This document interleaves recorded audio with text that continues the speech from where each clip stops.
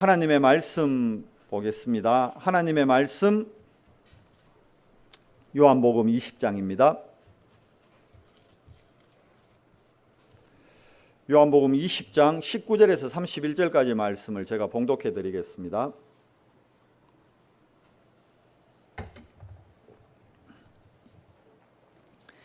이날 곧 안식 후 첫날 저녁 때에 제자들이 유대인들을 두려워하여 모인 곳에 문들을 닫았더니 예수께서 오사 가운데 서서 이르시되 너희에게 평강이 있을지어다. 이 말씀을 하시고 손과 옆구리를 보이시니 제자들이 주를 보고 기뻐하더라. 예수께서 또 이르시되 너희에게 평강이 있을지어다. 아버지께서 나를 보내신 것 같이 나도 너희를 보내노라. 이 말씀을 하시고 그들을 향하여 숨을 내쉬며 이르시되 성령을 받으라. 너희가 누구의 죄든지 사하면 사하여질 것이요 누구의 죄든지 그대로 두면 그대로 있으리라 하시니라.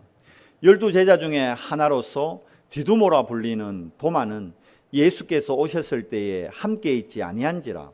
다른 제자들이 그에게 이르되 우리가 주를 보았노라 하니 도마가 이르되 내가 그의 손에 못자국을 보며 내 손가락을 그 못자국에 넣으며 내 손을 그 옆구리에 넣어보지 않고는 믿지 아니하겠노라 하니라. 8해를 지나서 제자들이 다시 집안에 있을 때에 도마도 함께 있고 문들이 닫혔는데 예수께서 오사 가운데 서서 이르시되 너희에게 평강이 있을지어다 하시고 도마에게 이르시되 내 손가락을 이리 내밀어 내 손을 보고 내 손을 내밀어 내 옆구리에 넣어보라. 그리하여 믿음 없는 자가 되지 말고 믿는 자가 되라. 도마가 대답하여 이르되 나의 주님이시오 나의 하나님이시나이다. 예수께서 이르시되 너는 나를 본고로 믿느냐 보지 못하고 믿는 자들은 복되도다 하시니라. 예수께서 제자들 앞에서 이 책에 기록되지 아니한 다른 표적도 많이 행하셨으나 오직 이것을 기록함은 너희로 예수께서 하나님의 아들 그리스도이심을 믿게 하려 함이요 또 너희로 믿고 그 이름을 힘입어 생명을 얻게 하려 함이니라. 아멘. 우리 옆에 분들하고 인사하겠습니다. 우리는 하나님의 자녀입니다.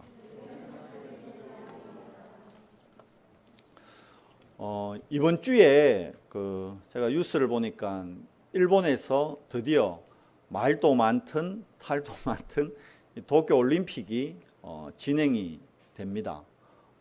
무관중으로 역대 최초죠. 관중 없는 올림픽. 원래 올림픽 이런 거는 왜 관중들이 응원해줘야 선수들이 힘이 나는데요. 근데 어떤 또 사설은 보니까 우리나라는 더 좋다. 왜냐니까 일본이니까 일본 사람들이 응원할 거 아니에요. 그러면 우리나라 응원할까요? 일본 응원할까요? 일본 응원하지. 그러니까 우리 입장에서는 우리나라 선수들 입장에서는 무관중 경기가 우리나라 선수들에게 훨씬 좋다. 이런 사설도 있더라고요. 어찌됐든 이 올림픽이라는 세계적인 원래 이게 세계적인 축제인데 그죠? 그런데 지금 코로나 사태 때문에 이게 유야무야 이렇게 일어납니다. 여러분 어떤 나라가 올림픽을 주최한다는 거는요. 그만큼 나라에 힘이 있고 국력과 그만한 나라의 경제력이 된다는 얘기거든요. 그만큼 일본이 솔직한 얘기로 선진국이란 얘기죠. 그렇잖아요. 세계 보유 자산도 보니까 외환 보유도 보니까 세계 2위인가 그래요. 중국 다음으로 가장 많은 자산을 보유하고 있는 나라가 일본입니다. 일본이 이만큼 발전하고 계속 선진국의 대열에 있는데 그래도 아무리 나라가 발전하고 선진국이 돼도 인간의 영적 문제는 해결이 안 되는 것 같아요. 왜냐하니까 오늘 여러분 깊은 샘 내용 혹시 보셨어요? 제가 잠깐 읽어보니까 어떤 내용이냐니까 깊은 샘 제목이요. 100억을 얻고 생명을 잃은 여자 이렇게 되어 있어요. 누가 100억 얻고 물에 빠져 죽었나 싶어가지고 제가 내용을 가만히 읽어보니까 그 내용이 아니고 일본 얘기예요. 일본의 어떤 연세도 많아요. 70대 된 지금 할머니라 그러면 안 되죠. 유엔에서 70까지 60까지 청년이라든가 그러니까 이제 장년이죠. 70대 된 아주머니가 70세 된 아주머니가 돈 많고 자식 없는 남자들만 골라서 결혼을 해가지고 이 청산가리를 목에서 죽였어요. 3명이나. 4번째는 죽이려다가 미수에 거쳤어요. 그래서 잡혔어요. 근데 이 3명의 죽은 사람들한테 받은 돈이 얼마냐? 그게 한 우리나라 돈으로 100억 되는 거예요. 100억. 그 100억 가지고 뭐 했느냐? 뭐 주식 해가지고 뭐 다 날려버렸다. 그런 내용이더라고요. 보세요. 그렇게 많은 돈을 갖고 있는데 그 방법이 보세요. 돈을 가지는 방법이 정상적인 방법이 아니잖아요. 어떻게 그 결혼을 해가지고 그 남편을 청산가리 목에서 죽였어요. 뭐 때문에? 돈 때문에. 제가 이 기분샘을 읽으면서 참 감사하다 싶더라고요. 저는 절대 우리 사모가 청산가리 먹일 일은 없겠구나. 왜? 없기 때문에. 아유, 너무 감사하다. 이게 뭐냐, 여러분, 이게 영적 문제라는 거예요. 영적 문제. 우리 인간의 이 영적 문제는 종교나 철학이나 선행으로 해결이 안 되는 거예요. 그래서 하나님이 하나님의 방법으로 우리 인간의 이 영적 문제를 해결하기 위해 하나님의 방법, 그게 뭐냐? 지난주에 우리가 말씀받은 십자가입니다. 타락한 인간을 위해, 인간이 타락하는 순간 뭐가 들어왔어요? 영적 문제가 생긴 거예요. 왜? 우리 영이 에베소서 2장 1절 말씀 보니까 허물과 죄로 우리 영이 죽어버렸어요. 그 죽은 영을 누가 장악하고 끌고 가고 있느냐? 사탄, 마귀가, 귀신들이 우리의 영을, 죽은 영을 막 꼭두가식 인형놀이 하듯이 우리 인생을 끌고 가고 있단 말입니다. 그래서 인간이 타락해서 영적 문제로 이런 말도 안 되는 그런 행동들을 합니다. 그 선진국에서. 자, 뭘 의미합니까? 타락한 인간의 문제를 종교나 선행이나 철학의 힘으로는 도저히 해결이 안 된다는 겁니다. 그래서 이 타락한 인간을 위해 하나님께서 직접 가장 높은 곳, 천국 보좌에서 가장 낯선 곳으로 이 땅에 인간의 몸을 입고 오셨어요. 그리고는 인간의 몸 중에서도 가장 낮은 자리, 거기가 됩니까? 거기가 십자가입니다. 십자가의 시작 말씀드렸잖아요. 원래 노예들, 큰 범죄하고 도망간 노예들 잡아다가 죽이는 형틀이 십자가였어요. 거기에 예수님이 십자가에서 우리의 영적 문제를 해결하려고 십자가에서 못 박혀서 피와 물을 쏟으시고 빨가벗기신 상태로 우리가 당해야 될 모든 수치를 그리스도가 다 우리의 수치를 담당하시고, 그게 하나님의 십자가입니다. 그리고 주님이 지난주에 말씀하셨죠. 뭐라고요? 다 이루었다. 뭘 다 이루었다는 겁니다.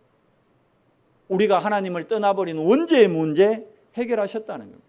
그래서 마귀 종로로 하다 지옥 갈 수밖에 없는 지옥 배경에서 우리를 해방하셨다는 겁니다. 그리고 우리를 지금도 속이고 정말 우는 사자같이 우리의 틈을 바라보고 있는 사단의 일을, 마귀의 일을 요한일서 3장 8절 말씀해 보니까 하나님의 아들이 나타나신 것은 마귀의 일을 멸하기 위함이라. 사단의 권세를 십자가에서, 사단의 마지막 권세가 뭡니까? 이 사망 권세거든요. 이 사망 권세를 그리스도께서 멸하신 겁니다. 그래서 십자가에서 우리는 어떻게 해요? 거듭난 인생이 된 거예요. 우리가 오늘 예배에 나오면서도 뭘 바라보고 나오는 겁니까? 구약 같으면 여러분 일주일 동안 여러분이 정말 하나님의 의로 행하셨다면 모르지만 그렇지 않잖아요. 우리가 세상 죄악 가운데 있다 보니까 나도 모르게 실수하고 나도 모르게 거짓을 행하고 나도 모르게 넘어지고, 그러면 예배 때마다 뭐 갖고 나와야 돼요? 그 죄사함을 받기 위해 여러분들 양 다 갖고 나와야 되는데 양 한 마리도 지금 안 몰고 나오셨잖아. 왜요? 그리스도의 십자가. 그래서 오늘 또 우리는 그리스도의 십자가 앞에 나를 세우는 겁니다. 그게 예배의 축복입니다. 그리스도의 십자가를 바라보는 시간. 왜? 그 그리스도의 십자가에서 그리스도께서 우리의 모든 죄를 사하셨기 때문에. 그래서 오늘 또 예배를 통해서 어떻게 되는 겁니까? 내일 또 우리가 현장에 나가야 되기 때문에 그리스도의 십자가 안에서 나는 어떻게 되는 겁니까? 나는 그리스도와 함께 십자가에 못 박혀 오늘 죽는 겁니다. 죽은 사람은 고통을 못 느껴요. 죽은 사람은 수치심도 못 느껴요. 죽은 사람은 고통을 못 느껴요. 죽은 사람은 자존심도 못 느껴요. 그러니까 우리는 그리스도와 함께 십자가에 못 박혀 죽고 이제 누가 사시는 겁니까? 그리스도께서 우리 인생을 대신 사시는 겁니다. 우리가 그리스도의 십자가로 말미암아 이 엄청난 축복의 대열에 함께하게 된 것입니다. 그러니까 예수님이 십자가에서 죽으심으로 그 사역이 끝나버렸다 그러면 오늘 제가 묵도할 때 성경 말씀 읽어드렸잖아요. 그리스도의 부활이 없다면 세상에서 여러분과 제가 고린도전서 말씀 보니까 제일 불쌍한 사람이요. 부활도 없는데 십자가만 바라보고 우리도 그냥 십자가에서 죽는 걸로 끝이 난다면 이 시간 여러분 하나님한테 예배하는 게 이게 쉽게 얘기하면 신기루를 쫓는 시간이고 보이지 않는 그냥 허상을 쫓는 그런 시간밖에 안 되는 겁니다. 그러나 십자가에서 그리스도의 사역이 끝난 것이 아니고 십자가에서 죽으시고 3일 만에 오늘 본문을 보니 오늘 요한복음 20장 말씀을 보니까요. 3일 만에 주님이 어떻게 하셨습니까? 살아나셨어요. 그 사건을 보고 부활이라 그러는 겁니다. 그리스도가 부활의 첫 열매가 되셨고 그 그리스도를 영접하고 믿는 모든 사람은 그 그리스도의 부활에 동참하는 나중 열매가 되는 거예요. 그래서 우리가 불쌍한 사람이 아니고 우리는 어떤 사람이라? 최고 복받은 사람이라. 아멘. 여러분이 포항에서 가장 복받은 사람입니다. 여러분이 대한민국에서 가장 복받은 사람입니다. 안 믿어지죠, 사실. 부활이 안 믿어지니까 복받았다는 것도 안 믿어져요. 솔직히 저도 부활, 의학적으로, 과학적으로 이게 증명이 안 되기 때문에 안 믿어졌었거든요. 근데 어느 날 하나님의 말씀을 읽는데 성경을 읽는 중에 이게 하나님의 은혜로 믿어졌어요. 혹시 지금 부활의 사건이 믿어지지 않는 분이 있다면 지금 이 시간 하나님의 은혜가 임함으로 지금 이 시간 성령의 역사로 부활 사건이 믿어지는 하나님의 은혜가 있기를 축원합니다. 여러분 오늘 요한복음 20장은 예수님의 부활 사건을 우리에게 보여주고 있습니다. 그런데 예수님이 부활했는데 이 사건을 엄밀히 얘기하면 제자들도 잘 못 믿었어요. 자, 부활의 정인들이 있는데요. 그 첫 번째 정인이 누구냐? 오늘 우리가 본문을 제가 시간 관계상 20장 1절부터 안 읽었습니다. 그런데 20장 1절부터 읽어보면요.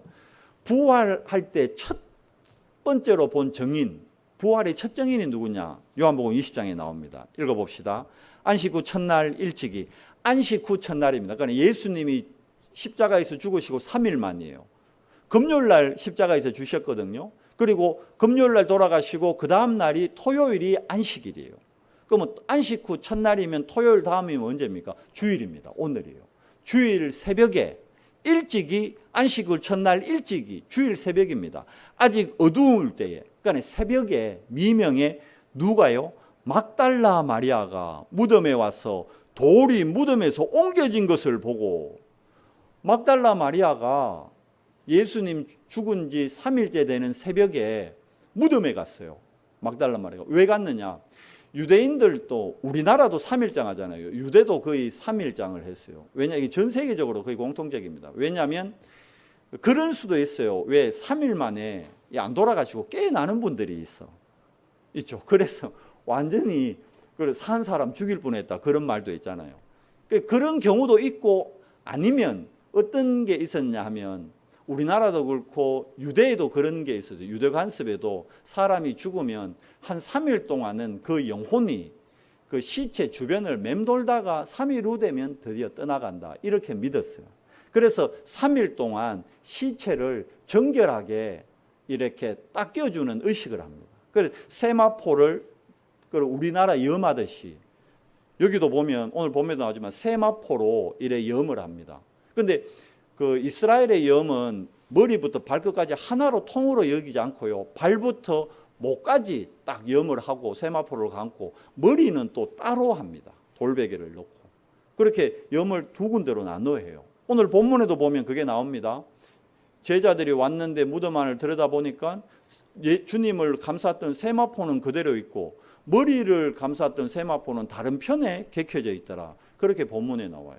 그러니까 이 마리아가, 막달라 마리아가 왜 왔냐니까 예수님 3일째 되는데, 그러면 막달라 마리아가 왜 3일 동안 예수님을 극진히 향유를 바르러 온 거예요. 쉽게 얘기하면 몸에, 예수님의 시체에 죽었지만 3일 동안은 그 시체를 지극히 모시는 거예요. 그래서 오늘 또 이제 3일째 왔어. 이제 4일째 되면 완전히 영혼이 떠나가니까 그때부터는 더 이상 그 향유를 바르지 않습니다. 그래서 3일째 예수님 몸에 향유 발려주려고 막달라 마리아가 향유를 갖고 온 거예요. 그런데 와보니까 예수님의 무덤 앞에 돌이 굴러져 있고 무덤 안을 들여다보니까 예수님이 안 계셔. 큰일 난 거예요. 그럼 막달라 마리아는 왜 이렇게 지극정성으로 하느냐? 여기에 분명히 막달라 마리아라 되어 있어요. 그 성경에 마리아라는 이름이 참 많이 나옵니다. 예수님의 어머님 이름이 뭡니까? 마리아. 그리고 오늘 막달라 마리아. 그리고 향유를 우리가 요한복음 우리 몇 장이었죠? 12장이었죠? 12장에 보면 예수님 발에 향유를 부은 그 어디예요? 베다니의 마리아. 거기도 마리아입니다. 그런데 여러분, 예수님께 향유를 부었던 베다니의 마리아와 막달라 마리아는 같은 인물이 아닙니다. 다른 인물입니다. 많은 분들이 잘못 알고 있어요. 저도 예전에 한때 이 막달라 마리아가 향유를 부어진 마리아인 줄 아니에요. 막달라 마리아와 이 향유를 부은 그 베다니의 마리아는 다른 마리아입니다. 베다니의 마리아는 나사로의 누이였던 마리아. 이 막달라 마리아는, 이 막달라가 이게 성이 아니고요. 막달라가 지명입니다. 지명. 막달라라는 동네. 막달라라는 동네의 마리아. 그리고 향유를 부었던 마리아는 어디의 마리아? 베다니의 마리아. 그 쉽게 얘기하면 향유를 부었던 옥합을, 자기의 옥합을 깨서 향유를 붓고 예수님을 자기 머릿결로 닦아줬던 그 마리아는 정확하게 얘기하면 베다니 마리아. 오늘 본문에는 막달라 마리아, 다른 인물입니다. 그런데 많은 분들이 이 막달라 마리아와 베다니 마리아를 혼동하는 게, 이게 왜 이렇게 되냐니까, 이게 한 590년경 그때 이제 천주교 교황 그르고리 1세라는 사람이 설교를 할 때 이 막달라 마리아와 베다니 마리아를 헷갈린 거예요. 그래서 동일 인물로 설교를 해버리는 겁니다. 교황, 천주교에서는 교황의 말이 곧 법이거든. 그래서 그때부터 그거를 동일 인물로. 아닙니다. 근데 성경 읽어보면 분명히 다릅니다. 오늘 그래서 여기 요한은 분명히 밝히는 거예요. 베다니의 마리아, 요한복음 13장의 베다니의 마리아는 나사로의 누이였던 마리아. 오늘 이 막달라, 그럼 막달라 마리아는 어디에 나오느냐? 막달라 마리아는 누가복음 8장 2절에 나옵니다. 누가복음 8장 2절에 보면 7 귀신에 시달리던 마리아를 예수님이 치유해 주셔요. 그 마리아입니다. 막달라라는 동네에서 마리아라는 사람이 있었는데, 그 마리아가 지금으로 치면 이름이 뭡니까? 영희 같은 거요. 순이 같은 이름이요. 흔한 이름이요. 이해되죠? 뭐 정의미는 안 흔하지만 정의미도 많더라고 보니까. 그죠? 가수 중에도 정의미도 있대. 똑같은 거예요. 그런 식으로 마리아라는 이름이 많았어요. 근데 이 마리아는, 막달라 마리아는 7 귀신 시달리고 있었는데, 여러분 생각해봐요. 귀신이 7이나 들어와가지고 괴롭혔으니까 얼마나 힘들었겠어요. 그런데 예수님이 와서 그 7 귀신을 다 내쫓아 준 거예요. 그러니까 완전히 이 갈급했던 막달라 마리아가 예수님께 치유함을 받고 난 이후부터는 완전히 충성된 자가 돼서 예수님을 계속 쫓아다니면서 예수님의 수종을 드는 완전히 수족과 같은 역할이 됐던 겁니다. 그래서 오늘도 봐요. 예수님이 십자가 돌아가실 때도 막달라 마리아는 끝까지 있었다니까. 다른 제자들 봤죠. 다 도망가고 예수님 부인하고 할 때 막달라 마리아는 끝까지 예수님을 지켰던. 그리고 오늘도 보십시오. 다른 제자들은 낙심해가지고 오늘 무서워가지고 오늘 19절 말씀해 봤죠. 다 집안에서 문걸어 잠그고 집안에서 덜덜 떨고 있는데, 이 막달라 마리아는 로마 군인들이 지키는 걸 아는데도 로마 군인들한테 가서 얘기했을 거예요. 우리 선생님에게 오늘 이제 내일이면 못 보지 않습니까? 오늘 마지막으로 한 번만 향유를 좀 바르게 해 주십시오. 그 마음으로 오늘 올라갔다니까요. 근데 올라갔는데 보니까 예수님의 이게 시체가 없는 거야. 예수님의 몸이 안 계시는 거라. 없는 거라. 그래서 깜짝 놀래가지고 2절에 봐요. 시몬 베드로와 예수께서 사랑하시던 그 다른 제자 누굽니까? 요한이죠. 베드로와 요한에게 달려가서 말하되 사람들이 우리 주님을 무덤에서 가져다가 어디 두었는지 우리가 알지 못하겠다 얘기하는 거예요. 그러니까 막달라 마리아도 분명히 예수님한테 얘기는 들었을 거거든요. 예수님이 내가 3일 후에 살아날 것이다 그랬는데 이게 사실 인간적으로 있을 수 없는 일이잖아요. 과학적으로 의학적으로 불가능한 일이죠.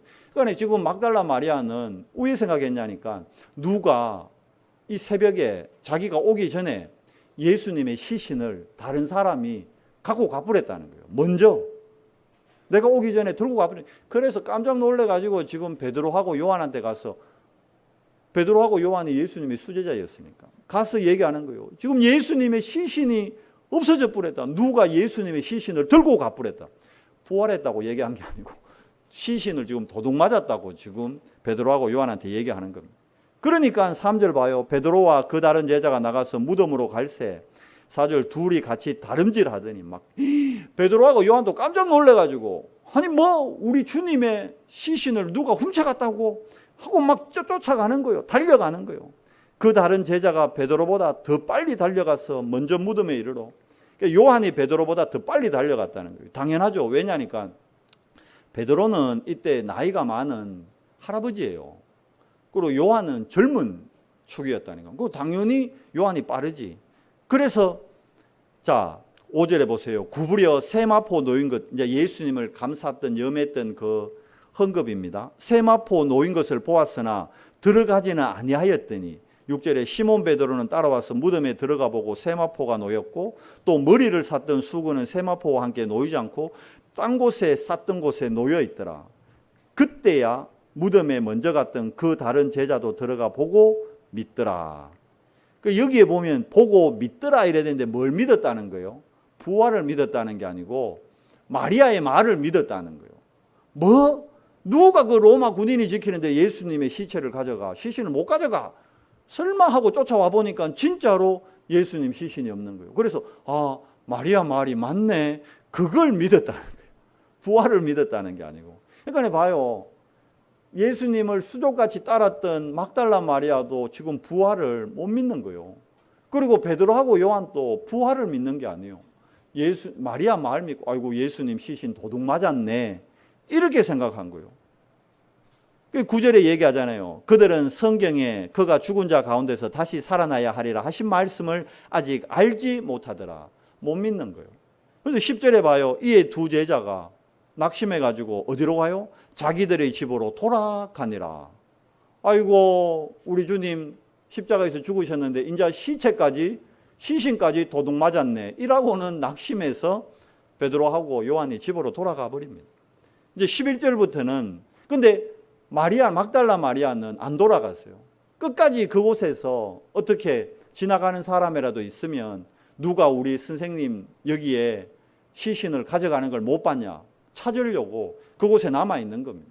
그러니까 11절에 보니까요. 마리아는 무덤 밖에 서서 울고 있더니 왜 울고 있어요?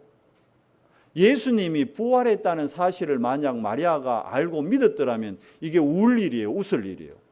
웃을 일이지. 근데 울고 있다는 건 뭐예요? 부활을 못 믿고 예수님 시신 도둑 맞았다고 그것 때문에 슬퍼서 울고 있는 거예요. 그런데 무덤 안을 보니까 12절에 봐요. 흰옷 입은 두 천사가 예수의 시체에 누웠던 곳에 하나는 머리편에 하나는 발편에 앉았더라. 천사들이 이르되 여자여 어찌하여 우느냐 이르되 사람들이 내 주님을 옮겨다가 어디 두었는지 내가 알지 못. 사람들이 우리 주님 시신을 갖고 가버렸습니다. 이 말을 하고 뒤를 돌이켜 예수께서 서신 것을 보았으나 예수인 줄은 알지 못하더라. 예수님이 자기 뒤에 서 있는데 예수님을 못 알아보는 거예요. 예수님이 부활했다고 상상을 못하니까. 그리고 15절에 봐요. 예수께서 이르시되 여자여 어찌하여 울며 누구를 찾느냐 하시니 예수님이 부활하셔서 제일 먼저 누구에게 자기를 그렇게 흠모하고 자기를 따르던 막달라 마리아, 그 귀신에게 시달리다가 치유받은 가장 낮은 막달라 마리아에게 제일 먼저 예수님이 자신을 나타내신 겁니다. 마리아는 그가 예수님이라고 생각도 안 하고 동산지기인 줄 알고, 그 동산 지키는 사람, 무덤 지키는 사람, 무덤지기인 줄 알고 이르되 주여 당신이 옮겼거든. 여기서 주여라는 것은 예수님 이 주가 아닙니다. 그냥 선생님을 높임말이에요. 지금 예수님 시신 찾아야 되니까 동산지기한테 높임말 쓰는 거예요. 주여 당신이 옮겼거든. 당신이 동산지기니까 여기 계속 있었을 거 아닙니까? 당신이 봤을 거 아닙니까? 당신이 옮겼거든. 그가 어디 두었는지 내게 이루소서. 그러면 내가 가져가리이다. 당신한테는 예수님 시신 아무 필요 없잖아요. 그러나 나에게는 주님이십니다. 나에게 주님의 시신을 주시옵소서. 16절에 예수께서 드디어 얘기하십니다. 마리아야 하시거늘, 마리아가 돌이켜 히브리 말로 랍오니 하니 이는 선생님이라는 말입니다.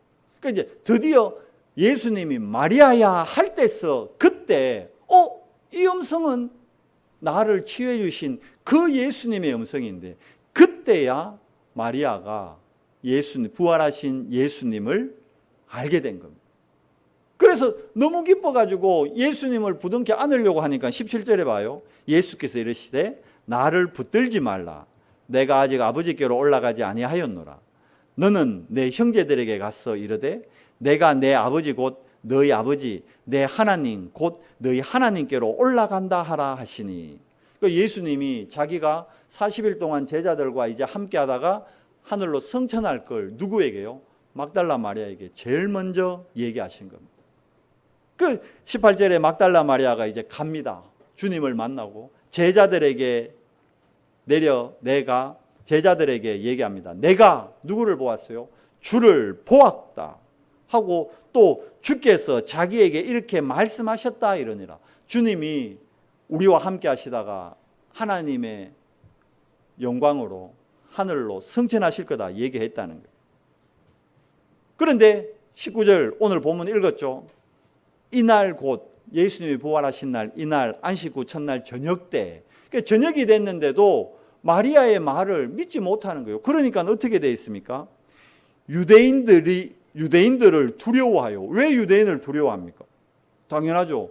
자기네들이 섬기던, 자기네들이 믿던 예수님이 십자가에서 죽으셨잖아요. 그러니까 예수님이 자기들 무리의 표현으로 치면 두목이었거든. 그 두목이, 대장이 십자가에서 죽으셨어요. 그럼 이제 그 다음 차례는 누굽니까? 자기네들 순서예요. 왜? 대제사장들이 뭐라 그럽니까? 예수와 예수를 따르는 모든 무리를 이단으로 정하고 저들을 십자가에서 다 죽여야 된다. 이러니까 이제 예수님이 제일 먼저 십자가에서 죽으시고 그 다음 차례가 누구요? 제자들 차례인 거예요. 그래서 유대인들을 두려워하여 문들을 어떻게 해요? 문 꼭꼭 잠그고 덜덜덜덜 떨고 있는 거예요. 그 현장에 예수님이 나타나신 겁니다. 부활하신 주님이 나타나셔서, 부활하신 주님이 제자들 앞에 나타나셔서 첫 번째 하신 말씀이 뭐냐? 뭐라 그러죠? 너희에게 평강이 있을지어다.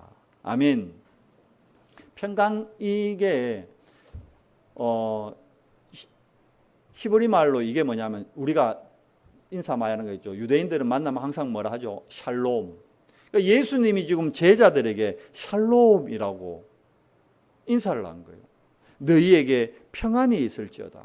좀 예수님을 십자가에 못 박아 죽음을 보고 유대인들을 두려워 떨고 있는 제자들의 마음이 어떨까요? 근데 거기에 예수님이 나타나셨어요. 얼마나 놀랬겠어요, 실질적으로. 그런데 그 예수님이 꾸짖지를 않고 하신 말씀이 너희에게 평안이 있을지어다. 너희에게 평강이 있을지어다. 제자들의 마음은요, 죄책감, 그리고 또 두려움. 어떤 두려움입니까? 나도 예수님 같이 죽는 거 아니냐? 내 죽어버리면, 내 죽으면 우리 하일이는 누가 키우지? 내 죽어보면 우리 시훈은 학원 어떻게 보내지? 내 죽어보면 우리 세인이 대학교는 어떻게 보내지? 자녀 걱정, 미래 걱정, 의식주 걱정. 그런 두려움으로 덜덜 떨고 있는데 예수님이 뭐라 그럽니까? 너희에게 평강이 있을지어라. 위로를 하시는 거예요. 그리고 자기의 손과 옆구리를 보이십니다. 그러고 난 다음에 예수님 이제 시간 얼마 없잖아요. 바로 파송 메시지 하십니다. 21절에 예수께서 또 이르시되 너희에게 또 얘기합니다. 너희에게 뭐가? 평강이 있을지어다. 이 두 번째 비는 평강은 첫 번째 평강하고 좀 달라요. 첫 번째 샬롬, 이거는 너희의 두려움, 너희의 미래에 대한 불안, 그거 걱정하지 마라. 내가 너희와 함께 하기 때문에 두려워할 필요 없다. 그러면서 두 번째 평강이 있을지다. 이거는 그 다음 말씀 봐요. 예수께서 아버지께서 나를 보내신 것 같이 하나님이 자기를 이 땅에 보내셨잖아요. 그와 같이 나도 너희를 보내노라. 어디로 보내겠다는 거예요? 세상 가운데로. 예수님이 늘 얘기하셨잖아요. 내가 너희를 세상 가운데 정말 양떼와 같이 보낸다. 저 이리떼 가운데로 보내는 양과 같다. 너희를 볼 때에. 그렇게 늘 얘기하시죠. 그래서 오늘 또 얘기하시는 겁니다. 너희를 뭐하다? 너희를 보내노라. 그러니까 내가 너희를 세상 가운데로 보내기 때문에 세상 가운데 갈 때 너희가 어떤 걸로 가라? 하나님이 주는 평강으로 가라. 그러니까 하나님이 주는 힘을 갖고 가라는 거예요. 이건 뭡니까? 사도행전 1장 8절에 위로부터 오는 힘. 어떤 힘입니까? 이 오토리티라 그럽니다. 파워하고는 다른 겁니다. 하나님이 주는 힘, 이 평강을 너희에게 내가 주겠다. 근데 이 하나님의 오토리티 평강을 받으려면 그 전에 뭘 받아야 됩니까? 성령 충만과 성령 임재를 체험해야 하나님이 주는 오토리티, 하나님이 주는 평안과 평강을 회복할 수 있잖아요. 그래서 22절에 이 말씀을 하시고 너희를 세상 가운데로 내가 이제 파송하기 때문에 너희가 평강을 누리려면 뭘 받아라? 22절 얘기하십니다. 그들을 향하여 숨을 내쉬며 이르시되 뭘 받아라? 성령을 받으라. 아멘. 여러분 오늘 우리가 뭘 받아야 돼요? 성령을 받아야 되는 거예요. 근데 엄밀히 얘기하면 예수 그리스도를 영접하는 순간 우리는 이미 성령을 받은 겁니다. 그러면 뭘 받아야 돼요? 오늘 예배를 통해서 성령 충만을 받는 시간입니다. 아멘. 오늘 이 예배를 통해 여러분 성령 충만을 받는 시간 되기 바랍니다. 그러면 여러분이 세상 가운데로 갔을 때 여러분에게 뭐가 임해요? 하나님의 평강이 임합니다. 여러분 내일 아침에 눈 떴을 때 하나님의 평강으로 우리가 눈을 떼야 될까요? 오늘 또 말일이네. 또 뭐 고지서, 또 뭐 체납금, 또 또 영업, 결말, 월산, 이런 염려 근심으로 눈을 떼야 될까요? 하나님이 주는 평강으로. 그러려면 하나님의 평강을 누리려면 뭐가 먼저 받아야 돼요? 성령을 받아라. 그런데 특징이 보세요. 그냥 성령을 받아라 하지 않고 그들을 향하여 22절에 숨을 내쉬며 이렇게 돼요. 예수님이 숨을 내쉬었다는 거예요. 하고 숨을 내쉬면서 성령을 받아라. 그 성경에 제가 지난주에도 말씀드렸지만 이 하나님의 숨이라는 단어가 성경에 딱 두 번 나와요. 창세기 2장 7절에 나옵니다. 창세기 2장 7절에 보면 하나님이 흙으로 인간을 만들고요. 거기다가 하나님이 생기를 후 불어 넣으십니다. 그러므로 뭐가 된지라? 생명이 된지라. 그러니까 하나님의 숨이 인간에게 생명을 만들 때 인간을 처음 창조해서 하나님의 영이 창조될 때 숨을 넣으셨어요. 근데 오늘 예수님이 다시 제자들에게 숨을 내쉬면서 뭐라 그러죠? 성령을 받아라. 그러면 우리가 성령 받으면 하나님의 숨이 회복된다는 거예요. 이거 뭘 의미합니까? 재창조를 나타내는 거예요. 여러분 우리가 성령 임재와 성령 충만을 받으면 재창조됩니다. 우리 육신이 재창조되고요. 여러분의 업이 재창조되고요. 여러분의 가정이 재창조됩니다. 아무도 못 막는 거예요. 이해돼요? 학업에 고민이 있습니까? 성령 충만 받으세요. 재창조의 역사가 일어납니다. 경제에 문제 있으세요? 성령 충만 받으세요. 재창조의 역사가 일어납니다. 몸에 질병이 있습니까? 성령 충만 받으세요. 그래서 질병이 있는 분들은 기도 제목 딱 하나입니다. 성령 충만. 어떻게 됩니까? 내 병든 육신이 재창조됩니다. 이 성경을 기록한 목적이 우리가 결론해 보겠지만 뭐 때문에요? 7 표적을 통해서 예수님이 그리스도라는 걸 우리에게 알려주려는 거예요. 믿게 하려는 거예요. 근데 그 그리스도 사역의 완성이 뭡니까? 마지막 7배의 표적이 뭡니까? 죽은 나사로를 살린 거였어요. 죽음의 문제도 해결하는 분이 재창조의 능력을 가진 그리스도이십니다. 아멘. 뭐가 두렵습니까? 내가 아픈 게 뭐가 문제됩니까? 가난 문제 안 됩니다. 경제 문제 안 됩니다. 근데 우리는 여기서 못 벗어나요. 왜? 성령 충만을 받지 않기 때문에. 성령 충만을 구하지 않기 때문에.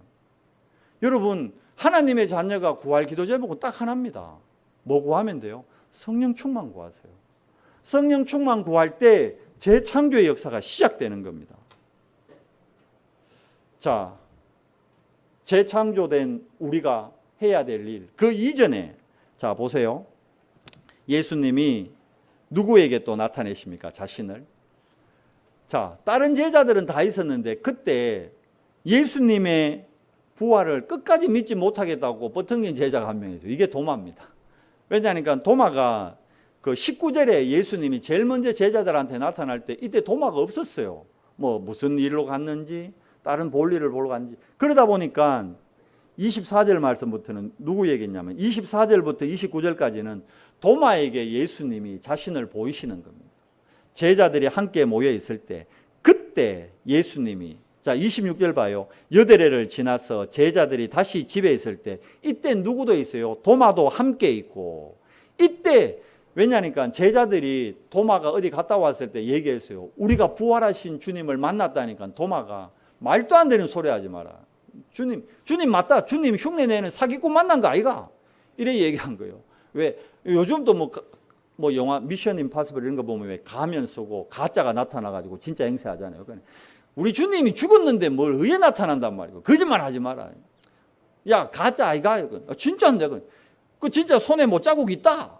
옆구리 창자국이 있다. 그래야 우리 주님이다. 나는 그 손자국에, 손에 못 자국, 창자국 만지지 않고는 나는 못 믿겠다. 그래서 주님이 도마의 그 얘기를 듣고 여드레가 지나서 도마가 있는데 나타나시는 겁니다. 그래서 도마에게 얘기합니다. 27절에 손가락을 이리 내밀어 내 손, 내 못자국 만져보고 손을 내밀어 내 옆구리에 손을 넣어보라. 그때서야 도마가 얘기합니다. 28절에 나의 주님이시오 나의 하나님이시니다. 여러분, 도마가 확인한 거는 이거는 믿음일까요? 믿음이 아닐까요? 이건 믿음 아닙니다. 맞잖아요. 보고 이거는 믿는, 이건 믿음이 아니고 뭡니까? 확인한 거죠. 확인. 여러분, 확인과 믿음을 헷갈리면 안 돼요. 도마가 믿음으로 고백한 게 아닙니다. 확인한 고백입니다. 왜 여러분과 제가 복된 줄 알아요? 예수님이 직접 얘기했잖아요. 29절에 예수께서 이르시되 너는 나를 본고로 믿느냐? 도마는 보고 믿었다니까. 그런데 그 다음 말씀이 중요합니다. 보지 못하고 믿는 자들은 뭐되다? 복되도다. 아멘. 내가 아까 얘기했죠. 여러분이 포항에서 제일 복되고 전국에서 제일 복되고 세계에서 제일 복되다고. 왜 그랬어요? 예수님이 얘기하셨어요. 나를 보지 않고 믿는 자가 뭐되다? 복되도다. 여러분 부활하신 주님 못 봤잖아요. 근데 믿잖아요. 안 믿으면 여기 왜 예배 오셨겠어요? 여러분 예수님 믿기 때문에 오셨잖아요. 또 여러분이 어떤 사람이에요? 도마보다 더 복된 사람이에요. 여러분과 제가. 아멘. 우리가 복된 사람이라니까요. 최고로 복된 자입니다. 자, 20절 마지막입니다. 30절 31절에 왜 그러면 이게 요한복음 20장 30절 31절에 요한복음 전체의 주제입니다. 왜 이 전체 주제를 이 도마 사건 이후에 넣었을까요? 도마는 한 대표일 뿐이고 사실 봐요. 그렇게 충성된 막달라 마리아 부활 믿었어요? 못 믿었어요? 못 믿었다니까요. 예수님의 수제자였던 베드로 요한 부활 믿었어요? 안 믿었어요? 믿었으면 집으로 내려갔겠어요? 안 내려갔지. 못 믿었다는 거라. 11 제자 부활을 믿었다면 두려워할까요? 안 두려워할까요? 안 두려워해야 되는데 두려워했다는 건 안 믿었다는 거예요. 마지막으로 도마까지도 부활을 아무도 안 믿는 거예요. 과거에 여러분과 저같이. 제가 과거에 부활을 못 믿었거든요. 그래서 이 부활 사건 이후에 요한복음을 기록한 목적을 오늘 30절에 얘기합니다. 예수께서 제자들 앞에서 이 책에 기록되지 아니한 다른 표적도 많이 행하셨으나 그렇잖아요. 예수님이 행한 표적이 얼마나 많습니까? 그런데 요한복음에는 대표적으로 몇 개의 표적이 나오죠? 우리가 살펴봤잖아요. 7가지 표적. 대표적으로 7가지 표적을 나타낸 이유, 왜, 뭐 때문입니까? 예수께서 그리스도이시다. 예수께서 하나님이시다. 하나님의 아들 그리스도이심을 뭐하게 하려고? 믿게 하려 함이요. 부활하신 예수님이 누굽니까? 하나님의 아들이십니다. 부활하신 예수님이 누굽니까? 그리스도이십니다. 아멘. 그래서 여러분 요한복음 전체를 보면요, 요한복음 1장부터 12장까지는 7 표적을 기록한 표적의 책이라 합니다. 그리고 요한복음 14장부터 20절까지는 예수님이 13장부터 이제 세족식을 통해서 최후의 만찬하고 제자들을 위해 중보기도해 주시고 드디어 겟세마네 동산에서 잡혀서서 지난주에 봤죠. 대제사장, 그러니까 종교 앞에 참 제사장이신 그리스도가 신문 받으시고 빌라도에게 재판 받으시고 십자가에서 모든 수치를 당하시고 죽으시고 부활하셨단 말이에요. 이건 뭡니까? 예수님이 그리스도라는 증거. 이게 뭘 위한 겁니까? 예수님이 그 수치를 당한 이유가 뭘 위해서요? 하나님의 영광을 위해. 그래서 요한복음 13장부터 20장까지를 영광의 책, 그래서 요한복음을 크게 두 단락으로, 앞쪽은 표적의 책, 뒤쪽은 영광의 책. 그리고 우리가 다음 주에 살펴볼 21장은 이제 마지막 마무리 뭡니까? 베드로에게 대한 사명입니다. 천명, 소명, 사명입니다. 예수 그리스도의 이름을 힘입어 우리가 뭘 얻게 하려고요? 우리에게 생명을 얻게 하렵니다. 이 생명이 어떤 생명인가? 영생입니다. 언제 얻게 됩니까? 요한복음 1장 12절. 영접하는 자 곧 그 이름을 믿는 자들에게는 하나님의 자녀가 되는 권세를 주셨으니, 이 권세가 어떤 권세입니까? 위로부터 오는 권세. 하늘과 땅의 모든 권세. 우리는 이미 받았다 안 받았다? 이미 받았다니까요. 여러분 다 받았습니다. 근데 표정들이 왜 그러세요? 빚받으러 온 사람들 같이. 다 받았다니까요. 더 받을 게 없어요. 두려워하지 마세요. 염려하지 마세요. 샬롬. 아멘. 이번 주 내내 만나는 사람들마다 여러분 뭘 빌어줘야 될까요? 샬롬. 권사님 샬롬. 장로님 샬롬. 샬롬하지 않다? 성령을 받으세요. 성령 충만 받으세요. 샬롬. 아멘. 우리에게 보좌의 축복, 시공간을 초월하는 축복, 237의 빛의 축복이 임해 있습니다. 말씀을 맺겠습니다. 그러면 왜 우리에게 이 축복을 주셨을까요? 마지막 미션이 뭐죠? 마태복음 28장, 마가복음 16장, 사도행전 1장 1절에서 8절 뭐죠? 땅끝까지 가서 만민에게 가서 모든 족속에게 가서 뭐 되라는 겁니까? 증인되라는 겁니다. 그러니까 여러분은 누구다? 그리스도의 증인입니다. 아멘. 우리 렘넌트들만 따라합시다. 나는 증인입니다. 렘넌트들 목소리가 왜 그래요? 우리 1여전도회만 합시다. 나는 증인입니다. 1여전도회 분들이 목소리 더 크다. 렘넌트를 답시 합시다. 나는 증인입니다. 렘넌트 맞나? 이래가 증인 되겠나? 샬롬. 이번 한 주간 여러분 진짜 부활하신 주님의 그 부활의 영광을 최고로 누리는, 그래서 샬롬을 만나는 모든 이들에게 전파하는 우리 연성교회 지체들 되기를 예수 그리스도 이름으로 축원합니다. 하나님 감사합니다. 오늘 또 말씀을 통해 부활의 능력, 부활의 증거를 우리에게 말씀을 통해 확인케 하시니 감사합니다. 하나님, 정말 예수가 하나님의 아들이시오 그리스도임을 우리에게 믿게 하려 우리에게 오늘 말씀 주시니 감사합니다. 믿어 영생을 얻는 정인의 삶을 우리가 이번 한 주 온전히 누리도록, 세상의 불안과 염려, 근심, 걱정, 재앙 가운데 있는 자들에게 샬롬을 전달해 줄 수 있는 주의 영적 대사로 온전히 쓰임받는 한 주간 되도록 은혜를 더해 주시옵소서. 우리 주 예수 그리스도 이름으로 감사하며 기도드리옵나이다. 아멘.